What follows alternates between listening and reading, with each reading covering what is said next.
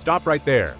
Those cozy winter habits might be starving your engine of oil and shortening its life. You clicked for the truth about so-called hacks, and you're in the right place.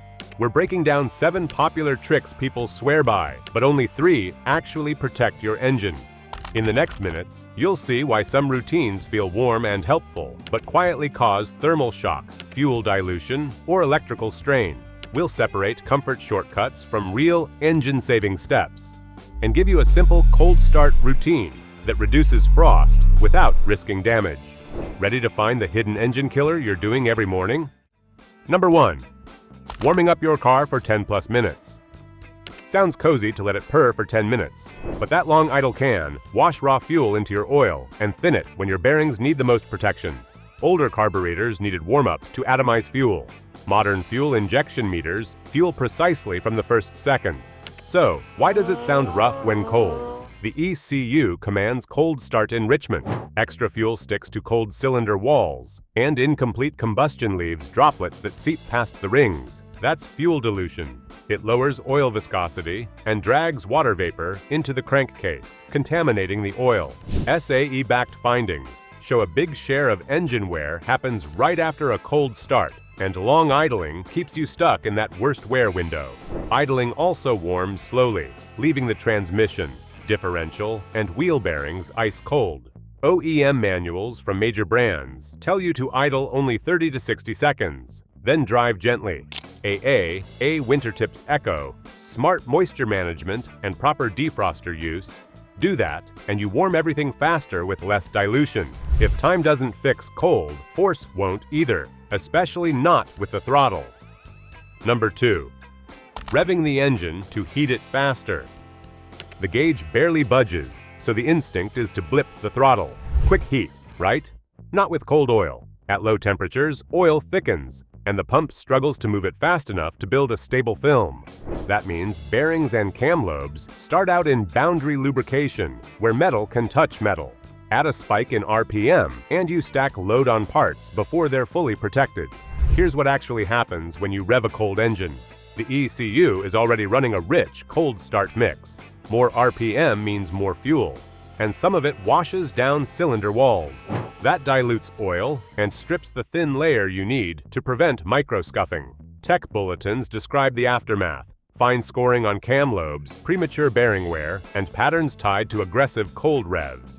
Owner's manuals back it up. Avoid high RPM until temps rise. Number 3. Pouring hot water on a frozen windshield. 1 kettle, 2 minutes, 0 scraping. It sounds efficient until hot water hits sub-zero glass, and the outer layer tries to expand while the inner stays rigid. That mismatch creates tensile stress, thermal shock, and any tiny chip becomes a crack starter that runs across your field of view. Modern windshields are laminated, 2 glass layers bonded with a plastic interlayer. They won't shatter, but they still crack when internal stresses spike, and the cost doesn't stop at glass. Many cars mount ADAS cameras and rain sensors on the windshield, so a replacement often means calibration and a larger bill. There's another twist. That hot water can refreeze in seconds on wipers and in the cowl, fusing blades to the glass and clogging drains. Now you've got a slick sheet of ice where you wanted visibility. Autoglass advisories and OEM warnings are clear. Skip the kettle. Use the defroster with AC on fresh air. Spray de-icer, scrape with plastic, and cover the glass overnight. If heat can crack glass, it can also crack engines through how you drive the first mile. Number 4. Driving hard immediately after cold start. The on-ramp opens up and the engine sounds smooth. Why not go full throttle? Because right now, cold oil is thick, clearances are tight, and pistons haven't expanded to their operating shape. A hard load at this moment can score cylinder walls and stress bearings before the oil film builds proper strength. Here's the trap. Coolant warms up first and makes the dash gauge look friendly, but the oil lags behind by a wide margin.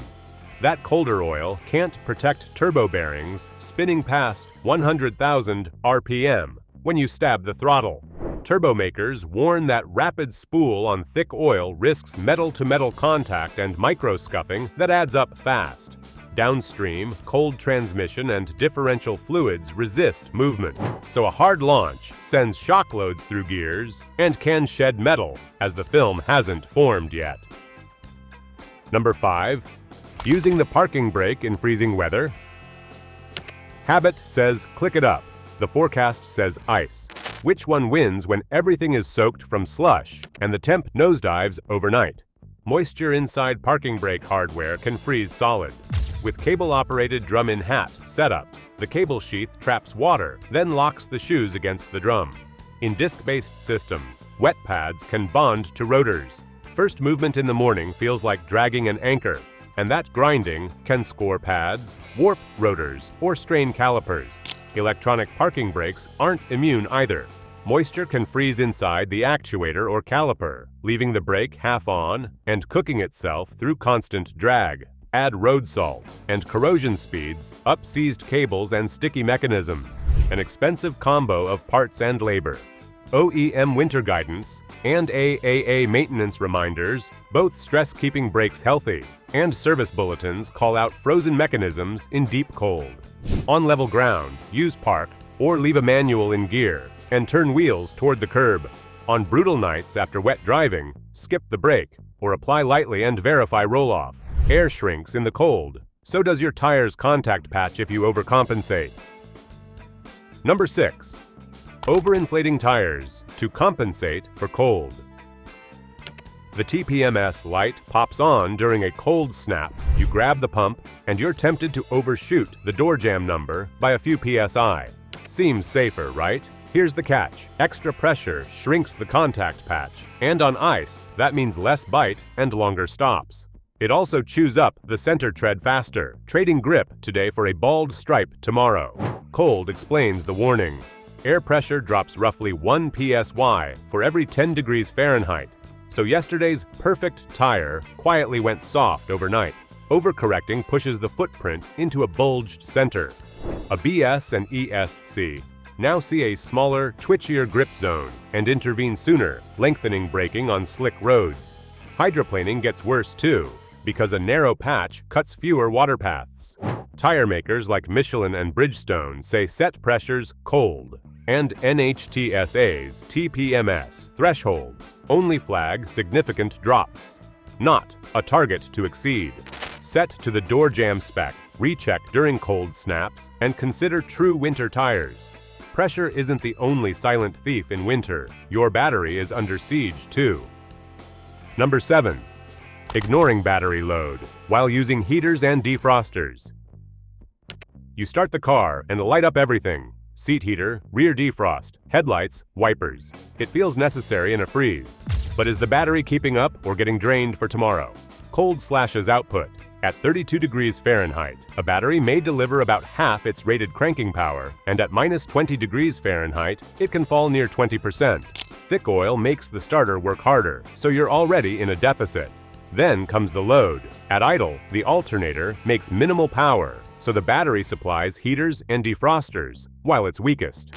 Do that on short trips, and you get net discharge, sulfation on the plates, and a battery that ages fast. Modern smart charging and start-stop systems can struggle here too, because brief drives rarely reach a full charge.